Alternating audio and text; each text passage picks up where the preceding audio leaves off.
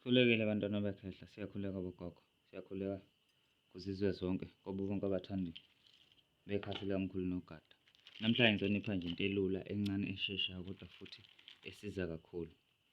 Okay, namhlanje sizochazelana ngendaba yokulahlwa isilwane ngoba kunabantu abahlushwa isilwane, kunabantu abahlushwa isichitho, kunabantu abahlushwa amathunzi amnyama, izinto zabo abasayiqondi. Uma ukuthi izinto zakho awusayiqondi, usudidekile, sekuvaleke yonke into. Ake senze kanjena-ke gogo. Thokoza gogo. Ake senze kanje, uzothatha le mpande, ixolo leli likaJundu, uJundu Mlahleni. Uzothatha lona iphisinyana nje, uzoyigqula ibe yimpuphu, bese ungithathela ugaligi. Ugaligi lo uwuphawuda ngithenge esitolo. Ugaligi owuphawuda ngiyawuprifeya wona cause usuke usuvele sewusetshenziwe, uqguliwe ukahle, uyakwazi ukuthi usebenzise isikali kona.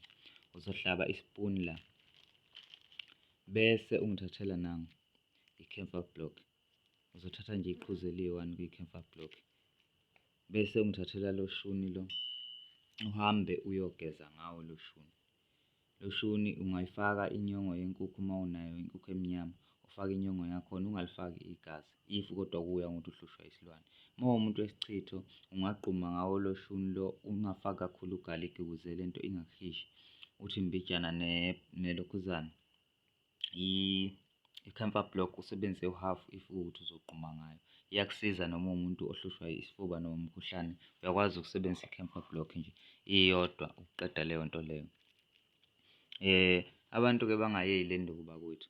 Uma wukuthi uyogeza emfuleni ngayo le nduku ekade ngiyibalula le yamathunzi noma ufuna ukususa amathunzi, uthola ubisi, uthola amaqanda amathathu ubisi long life, ufake ndawonye, ufake nalo muthi ekade ngikubalela wona okuJundu Mlahleni, kuzoba ugaligi wakho ne-camphor block yakho. Lezi nduku izokusiza ekuthenini ulahle leso sichitho leso. Bese ngiphinde ngithanda ukusiza labantu, kunabantu abashawa ama-ulcer. Nansi indaba, abantu abashawa ama-ulcer iyabasiza kakhulu le nto, nabantu abashawa ukuvuvuka ngaphakathi kwemithambo, ukuma kwegazi, izifo ezingamahlala khona, kubuhlungu kwamathambo, iyakusiza kakhulu le nduku. Turmeric lo noma u-turmeric, kuya ngokuthi ubiza kanjani, uyatholakala ey'tolo ey'payisini zamaNdiya ikakhulukazi. Uthatha wona lo shuni lo, uwumikse nelokhuzane nobisi bese uwuphuza. Uyakhona ukuthi usizakale lapha, ama-ulcer ayahoxa noma ubuhlungu buyaphela. Kuphinde la uma usuqedile kulokhu kwamathunzi amnyama, kulezi nduku usuy'sebenzisile zonke ngoba lokhu kuseceleni, lokhu okwabantu abafuna ukuzilapha ekuguleni ngaphakathi kubona, abantu abanezifo ey'semzimbeni amahlala khona, kuyasiza kakhulu lokhu. Noma unomzimba ohlala ubuhlungu, uyahlaba nje la uhafu teaspoon, ufake eglasini yobisi uphuze, noma ukubilise lokhu njengetiye bese uyakuphuza. Kuphinde la uma usuqedile kuzoba nezinto ozovula ngazo izinto zakho. Labantu abavalekelwe amaphupho, izinto zabo zimnyama, abasazi ukuthi konakele. Ake sizame-ke ukubasiza, senze kanje.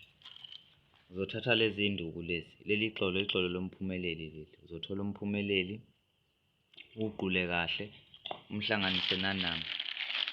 Ngikhombisa induku ey'tholakalayo accessible cause lezi nduku iy'nduku ey'tholakalayo ey'tolo. La u-cinnamon lo, cinnamon okuyinduku yenhlahla, induku evula izinto ukuthi zivuleke empilweni yakho, induku edonsayo. Uzothola yena u-cinnamon, ukhiphe nje amagxolo ambalwa, umhlanganise naye bese uthola nansi impepho yamawele. Uthole nansi impepho yamawele bese ungihlanganisela naye. Lo shuni-ke uzofutha ngawo uphinde ugeze ngawo. Le nto uzoyenza for 7 days. Ufake imali emhlophe phakathi, uyagquma uphinde uyageza, uyagquma uphinde uyageza, uyagquma uphinde uyageza for 7 days. Cause kulo kaJundu into ongayisebenzisa for like usuku olulodwa if uzogeza, ugezele esidulini noma emfuleni, ulahle le nto le ehluphayo. If kuwukuthi wena ubona ukuthi ushawa isichitho, kuzofanele ukuthi usebenzise lo shuni ngokuwugquma. Awuphalazi bakwethu, please, aniphalazi la njengoba sifake kanje, awuphalazi kulo muthi lo, uyagquma. Kuyo yonke le mithi la, awukho umuthi ozophalaza ngawo, uzogquma ngale mithi le. Izokusiza kakhulu ekuthenini kuvuleke iy'nto zakho, kuvuleke inhlahla yakho, kuvuleke ithongo lakho uma kuwukuthi unethongo elivalekile. Uma uney'thunywa ey'valekile ziyavuleka. Indaba nje injalo bakwethu, akukho okudliwayo la, khona izinto ezingabulali kodwa lezi zinto uzozisebenzisa ngokuzigquma uphinde uzigeze. Bese siphinde senze nala bantu la, khona la bantu abakhwehlela kakhulu, abanenkinga yosi lokukhwehlela. Le nduku futhi iphinde isize kakhulu lapho uma uzoyimikisa noju, uyikhothe njalo before ulale, noma uyikhothe ekuseni uma uzwa ukuthi umkhuhlane uyakuphakamela noma lokhu kukhwehlela kuya ngokukhuphuka. Usebenzisa yona le nduku, isiza kakhulu ey'ntweni ey'ningi bakwethu. Ngizocela ukuyivala la ngesimo esithile because angikwazi ukuthi ngenze amavidiyo amade kakhulu ngenxa yokuthi gcina kuba nenkinga mase kumele siwa-upload. Kodwa ngicabanga ukuthi abantu bazwile bakwethu, uma uyisebenzise kahle lezi nduku engikhuluma ngazo zizokusebenzela. Mina ngiyeke umuntu othanda ukuqamba amanga nothanda ukukhuluma into engekho. Induku engiyiveza la ekhaya yinduku engiyisebenzisayo nami. So abantu bangazideleli-ke iy'nduku, ungaboni ngoba wena kukhona le mithi yesilungu bese ucabanga ukuthi akuzona iy'nduku lezi, into engasebenzi. Iy'nduku eyi-serious lezi engikhulume ngazo la.